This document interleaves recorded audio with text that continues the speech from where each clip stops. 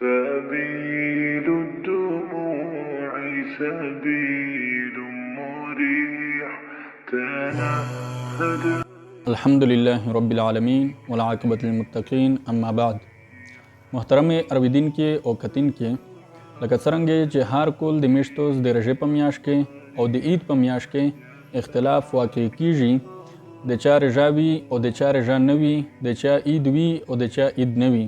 دغه رنګې ساش کولغه د میاشتو د رژې او د عید په میانځ کې اختلاف واقع شوی و او عوام په دغه کشمکش کې دي، په دغه شش و پنج کې مبتلا دي چې میاشت د چا اتباع وکي او د چا اتباع ونه کي، په چا پسې لوړ شي او په چا پسې لوړ نه شي. نو ضروري وګڼله چې د دغه یوه کلیپ په وساطت سره او د دغه په ذریعه سره د دغه مسئلې وضاحت وشي چې اصل اختلاف د کوم ځای نه دی، اختلاف په کوم بنیادمند دی او حق بجانب څه کی. محترم قرآن کریم کې الله تبارک وتعالی فرمایي فمن شهد منکم الشهر فلیصمه، چا چې پتوس کې میاشت رمضان اومیندله نو ادا رژا ونسی. دغه رنګې حدیث شریف کې روڅي صوموا لرؤیته وافطروا لرؤیته، توس رژا ونسی د میاشتې په لیدل سره او توس افطار وکئ د میاشتې په لیدل سره. یعنی میاشت چې توس ووینئ توس رژا نسی او میاشت چې توس ووینئ بیا توس افطار کوئ، عید منع وکوئ. نو دغه په حواله سره چې اس مسله څه دو اختلاف د کوم ځای نه جوړیږي د هغه مسالې وضاحت وکړي او پانه مخکې یو څه ټکي دي چې د هغه وضاحت وشي. یو لفظ دی اختلاف د مطالع، د دغه معنا ذکر کوي چې اختلاف د مطالع ویایي څه ته. مطالع دا جمع د مطلع دی او مطلع ویل شي ځي د ظهور ته جای ظهور، یعنی په کوم ځای کې چې میاشت ظاهریږي دغه ځای ته مطلع ویل شي. نو دا خو اتفاقی خبره دو، فطرتی او قدرتی خبره دو چې اختلاف د مطالع شته. یعنی د پاکستان میاشت په یو ځون ته ځای کې ظاهریږي، د افغانستان میاشت په یو ځون ته ځای کې ظاهریږي، د ټولو دنیو میاشت په ځون ته ځین کې ظاهریږي. خو دویمه مسئله چې هغه شرعي مسئله دو چې دغه اختلاف د مطالع دا ته شریعت کې څه اعتبار شته او که نشته، یعنی په شرعي احکام باندې د دغه څه اثر پرېوځي او که نه پرېوځي. نو دغه مسئله اصل کې اختلافي مسئله دو. دا ته د شریعت په اصطلاح کې یا په فقه کې دا ته لفظ استعمالیږي اختلاف د مطالع معتبر دی او که نه دی، دغه اصطلاح ورته استعمالیږي. نو اسمیش د دغه وضاحت کې چې که ته ووایې چې اختلاف د مطالع معتبر دی، د دغه څه معنا؟ د دغه معنا دغه دو یوه ځای کې میاشت ولیدله شي نو د ټولې علاقې د پوره یا د نورې مسلمانونو د پوره د ځون تشارې د پوره یا د بل ملک د پوره دغه لیدل څه دلیل نه دی په دا سره په دغه نوره ممالک باندې رژا او عید لازمي نه دی. دا ته اختلاف د مطالع معتبر دی، دغه اصطلاح استعمالیږي. دویمه اصطلاح استعمالیږي اختلاف د مطالع معتبر نه دی.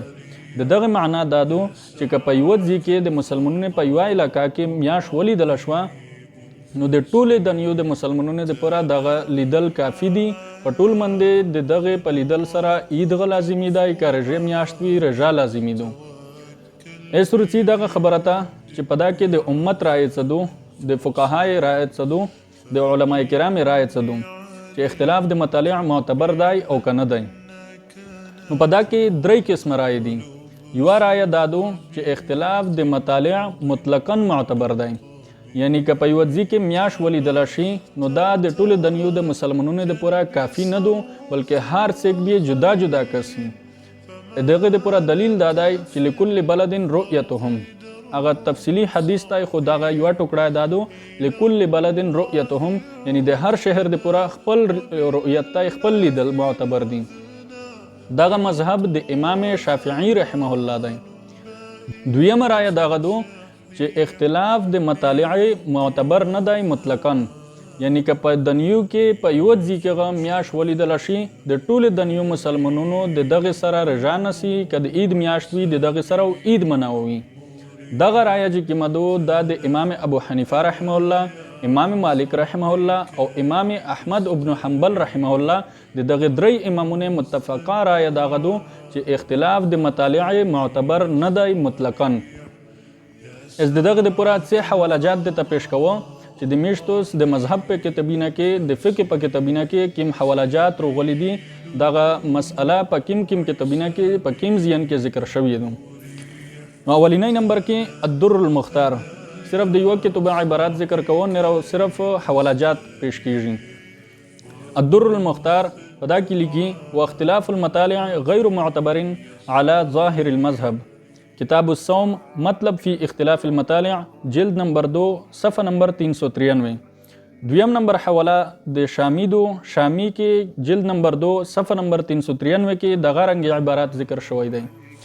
دریم نمبر کې فتح القدیر فصل فی رؤیت الهلال جلد نمبر 2 صفحه نمبر 318. څلورم نمبر کې فتاوا هندیه چې داته فتاوا عالمگیریه غویل شي. کتاب الصوم الباب الثانی جلد نمبر 1 صفحه نمبر 434. پنځم نمبر کې فتاوا قاضی خان الفصل الاول فی رؤیت الهلال جلد نمبر 1 صفحه نمبر 434. شپږم نمبر کې المحیط البرهانی کتاب الصوم الفصل الثالث ما يتعلق برؤیت الهلال جلد نمبر 3 صفحه نمبر 342.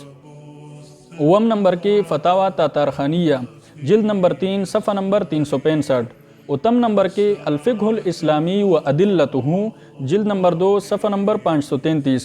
نم نمبر کې بدائع الصنائع فی ترتیب الشرائع جلد نمبر 2 صفحه نمبر 220. لسم نمبر کې خلاصۃ الفتاوا جلد نمبر 1 صفحه نمبر 249. مسئله په د ټول کتابینه کې یو شی ذکر شوی دو صرف فرق د تعبیر بیوی نرا خلاصه د خبره یوځی تولسی. یو لسم نمبر کې البحر الرائق چې د کنز الدقائق شرح دو جلد نمبر 2 صفحه نمبر 471. دولسم نمبر کې الفقه علی المذاهب الاربعه جلد نمبر 1 صفحه نمبر 322. او دیارلسم نمبر کې الذخیرۃ البرهانیہ جلد نمبر 3 صفحه نمبر 51. څوارلسم نمبر حواله امداد الفتاوا چې د علامه اشرف علی تھانوی صاحب الله فتاوا دو عنوان یې دا لګولای دی اختلاف مطالع اور حدیث ابن عباس دغه جلد نمبر 4 صفحه نمبر 187 کې دغه مسئله ذکر کړی دی. پنځلسم نمبر کې الفقه الحنفی فی ثوبه الجدید جلد نمبر 1 صفحه نمبر 402. او شپږم نمبر کې فتاوا حقانیہ جلد نمبر 4 صفحه نمبر 132. فتاوا حقانیہ د جامعه دارالعلوم حقانیہ اکوړه خټک رسمی فتوا دو رسمی فتوا دو یعنی هغه چې کوم جوابات ذکر کړی دي اپ ادا کې جمع شوی دي. ولسم نمبر کې فتاوا محمودیہ جلد نمبر 15 صفحه نمبر 47. اتلسم نمبر کې فتاوا رحیمیہ جلد نمبر 7-8 صفحه نمبر 228-29. نینسم نمبر حواله کفایت المفتی جلد نمبر 4 صفحه نمبر 221. شلم نمبر کې حواله خیر الفتاوا جلد نمبر 4 صفحه نمبر 107. یوشتم نمبر حواله آپ کے مسائل اور ان کا حل جلد نمبر 4 صفحه نمبر 516. دویشتم نمبر حواله فتاوا دارالعلوم دیوبند چې د دارالعلوم دیوبند رسمی فتاوا دو جلد نمبر 6 صفحه نمبر 251 او صفحه نمبر 331. نو دا څه حوالجات به طور مثال مو ذکر کړل تقریبا 22 حوالجات دي. د دغه نه علاوه بشمار حوالجات د فقه چې د میشتو سمره متون دي شروح دي فتاواجات دي هغه ټول دغه مسئله راخوستي دو او دا ظاهر روایت دی. مفتیان کرام په دامن دی پیږي چې ظاهر روایت ستوي او د هغه څه درجاوي. ظاهر روایت دغه دی د میشتو د مذهب چې اختلاف د مطالعه ته مطلقاً اعتبار نشته یعنی په دنیو کې چې په یو ځای کې میاش ولیدل شي په ټوله دنیو کې د هغه سره رجا کیږي او اید کیږي. دریم رائے دغه دو پکې د متأخرین احناف یای چې په بلاد قریبه کې اعتبار نشته او په بلاد بعیده کې اعتبار شته. یعنی کیم شرینه چې داسې وي چې د یو بل سره نږدې وي نو په دا کې اختلاف د مطالع معتبر نه دی. مطلب دا چې دوه ملکینه که نږدې وي او د یو ملک میاش ولیدله نو د بل ملک ته پوره ځون ته رؤیت ضروري نه دی بلکې د دغې په رؤیت باندې اکتفا کو او د دغې سره رجاغ نسی د دغې سره عید غمنوي. او که کیم ملکینه داسې وي بلاد بعیده وي سره لرې وي نو د هغې په میانځ کې بیا اعتبار شته یعنی او بیا ځون ته میاش کسی ځون ته رؤیت بیا معتبر وي. اس کیم ملکینه ته میش نږدې وي بلاد قریبه او میش چاته وي نو د دغه د پوره لفظ استعمال شوی دی مسیرت شهرین یعنی د یو میاشتې د مزل مطابق یعنی یو سړی چې یو میاش متوسط مزل کو متوسط سفر کو ورزونه نو په یو میاش کې چې دای کیمزي پر سفر وکړو اغزی پیراو بلاد قریبه وي پانه اولیو بیا بلاد بعیده وي. دغه اندازه علماء کرام په 480 میل په 500 میل یا په 1000 میل سره لګول دو. لکه علامه شبیر احمد عثماني داسې لیکلی دو چې که د دوی ځای په میانس کې د شپې ورځې فرق وروڅي، یعنی میاشت د 28 ګرځي یا میاشت د 31 ګرځي، نو په دغه ځای کې دغه دوه ځایونه بلاد بعیده دي، دا دوه لرې لرې ځایونه دي، دا زون زون ته میاشت کسي. او که په دانه نږدې حدود کې وي دا بیا په یوه میاشت باندې اکتفا کوو، په یوه رؤیت باندې اکتفا کوو. نو د 500 میل یا د 1000 میل اندازه ذکر شوی دو. 500 میل تقریبا 1900 کیلومتر جوړیږي او 1000 میل 1500 کیلومتر جوړیږي. نو مطلب دا چې دوی علاقې چې په خپل میانس کې 1500 کیلومتر کې نه وي، نو دا ته بلاد قریبه وي. په دا کې که یوې علاقې وله میاشت ولیدله، نو د بلې علاقې وله د دغې سره عید غمنوي، د دغې سره ورژا غنسي، دا وجوبي حکم دی، لازم دی. د دغه د پوره به طور مثال سے حواله جات ذکر کوم. اولینی نمبر حواله تبیین الحقائق چې د کنز الدقائق شرح دو، کتاب الصوم جلد نمبر 1 صفحه نمبر 321. دویم نمبر حواله حاشیه ابن عابدین مطلب فی رؤیت الهلال جلد نمبر 3 صفحه نمبر 418. دریم نمبر کې معارف السنن کتاب الصوم جلد نمبر 5 صفحه 343. څلورم نمبر حواله بدائع الصنائع کتاب الصوم فصل و اما شرائطها جلد نمبر 2 صفحه نمبر 83. پنځم نمبر کې حواله فتاوا تاتارخانیه کتاب الصوم الفصل الثاني فی رؤیت الهلال جلد نمبر 3 صفحه نمبر 365. شپږم نمبر کې حواله المحیط البرهانی جلد نمبر 2 صفحه نمبر 379. اوم نمبر کې حواله فتاوا فریدیه جلد نمبر 4 صفحه نمبر 87. نهم نمبر کې حواله فتاوا عثمانیه جلد نمبر 4 صفحه نمبر 159. او لسم نمبر کې حواله مسائل رفعت قاسمی جلد نمبر 4 صفحه نمبر 22. نو دا به طور مثال څه حواله ذکر شولې. نو مسئله دار وته چې اختلاف د مطالع معتبر دی او کنه دی، یعنی که په یو ځای کې میاش ولیدل شي د دغه سره او د نره د نیو مسلمانون عید او رژا منو کوي او کنه منو کوي، نو په دا کې درې رائے دي. یو رائے د امام شافعی رحمه الله او یی چې نبی منو کوي، هر یو ځیو زون زون د میاش کسي. دویم رائے د امام مالک، امام ابو حنیفه، امام احمد ابن حنبل رحمهم الله د دغه رائے دو دا ویایي چې دا په ټوله دنیو د دغه وځي سره عید او رژا منوي، په ټوله دنیو باندې دا لازمه دو. بعض د وځي کې رؤیت په وځي کې د میاشتې لیدل دا کافی دي د ټوله دنیو د پوره. د دغه د پوره دلایل ذکر شول. دریم رائے د متأخرین احناف دو دا ویایي چې دوا ځین که په داسې فاصله کې وي چې هغه 500 میل یا 1500 میل 1500 کیلومتر فاصله کې وي سره، نو دغه دوا ځینو په یوځي عید او رژا منو کوي. او که په دانه لری لری وي چې شپه ورځ فارکی سره روڅي، نو دا عید او رژا په یوځي نه منو کوي، دا به جدا جدا منو کوي. اس په اخره کې روڅه دا خبره ته چې څه اشکالات یا اعتراضات دي چې دی کو پکې یو اشکال داغه کو چې د هر قاضي فیصله د خپل ولایت تر حدود پرې موقوفه وي، محدوده وي. یعنی د افغانستان د قاضي فیصله د خپل افغانستان د حدود پر موقوفه دو، د پاکستان د قاضي فیصله د خپل پاکستان د حدود پر موقوفه دو. د دای فیصله د میش د پوره څه دلیل نشي جوړېدلای. نو د دغه د پوره درې جوابونه دي.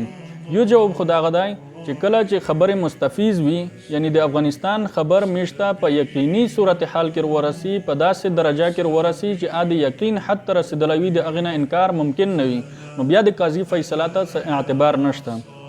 دویمه خبره دغه چې قاضي فیصله ته میژ اولې اعتبار ورکوي چې کله د شریعت موافق وي. میشتوس د اصول په کتابینه کې بار بار ویلي دي چې د امیر امر منل لازمی دي، د امیر اطاعت کړل لازمی دي، ما لم یؤمر بالمعصیه، تر څه پورې چې دای د معصیت او د نافرمانی حکم د تونه کوم. نو دا خو د نافرمانی حکم دی چې تو ته د رژې په ورځ باندې یای چې رژا مانسه، او تو ته د عید په ورځ باندې یای چې رژا ونسه، او دا د حدیث مخالفت دی، د صریح حدیث چې صوموا لرؤیته وافطروا لرؤیته. دریمه خبره ده چې اختلاف د مطالعه ولا خبره خو د فقه په کتابینه کې د امام ابو حنیفه رحمه الله په مذهب کې ملاویږي، خو د توس چې کیما اصطلاح ایجاد کړی دو د اختلاف مملکت ولا چې د ملک په بنیاد باندې د ډیورند چې کیما کیله تیرا کړی دو د هغه په بنیاد باندې توس حکم د شریعت بدلوي، داغه د پورا کې توس سره دلیل موجود وي هغه دلیل پیش کړي. دویم دا خبره چې د یو اشکال کو هغه اشکال دا کو چې ته چې یو ورځ رؤیت وشي او په ورځ باندې د عید یا رمضان نه کو مناو په سبب باندې چې میاش غټه ولیدل شي نو بیا د جواب داغه کو چې دا د قیامت په عالمه کې دي چې میاشتو پرسدل وي او یو حدیث شریف ذکر کوي نو دغه جواب دادای چې اول خو هغه حدیث چې کوم دی هغه راوی متفرد دی دا صرف شعیب د ابو الزناد نه نقل کړی دی نه د دغه لپاره صرف شواهد موجود دي خدا سے روایت یې نه دي موجود چې په اثر دا داسې درجات ورسوي چې ته په داسره د قرآن آیت مقید کوي یا یو بل حدیث پامند ته منسوخوي په داسې درجه کې قوت په دغه حدیث کې موجود نه دی دویمه الزامی جواب دغه خبره دادای چې آیا دغه علما صرف په پاکستان کې جوتیږي که په نره دنیو کې غو جوتیږي کته وایي چې د علامه د پورا دا ضروری نه دی چې په ټوله دنیو کې د ظاهره شي بس چې په پاکستان کې ظاهره شول نو دا د ټوله دنیو د پورا د قیامت علامه ګرځیدل شي نو د میش دغه دعوا به تویل نه تسلیموي چې په یو ځکه میاش لیدل دا د ټوله دنیو د پورا کافی دی په هر ځکه جدا جدا د میاشت قتل ضروری او لازمی نه دی یمه خبره ده چې دای بار دغه حدیث په دلیل کې پیش کوي چې د هر ملک ته پورا جدا جدا رؤیت معتبر دی لكل بلد رؤیتهم نو اول خو په دغه حدیث کې د ملک په باره کې څه دلیل نشته بلد په عربي ژبه کې شهر ته ویل کیږي نو بیا خو په چار دادو چې د هر شهر د پورا ځون ته رؤیت وشي د پېښور خلک ته ځون ته میاش کسي د بانی خلک ته ځون ته میاش کسي د کوهاټ خلک ته ځون ته میاش کسي بیا د یو ملک د یو کمیټې په فیصله باندې د ټول ملک عید ویل منوي اول خو توس په خپل په د حدیث باندې پیرا عمل نه کوي دویمه خبره ده چې دغه حدیث د میج مستدل نه دی بلکې دا د امام شافعي رحمه الله د پورا دلیل دی د میج د پورا دلیل نه دی او دریمه خبره ده چې دغه حدیث چې کوم فنی جوابات دي په خپل ځین کې مذکور دي چې دغه حدیث د میج د پورا دلیل ویل نه ګرځي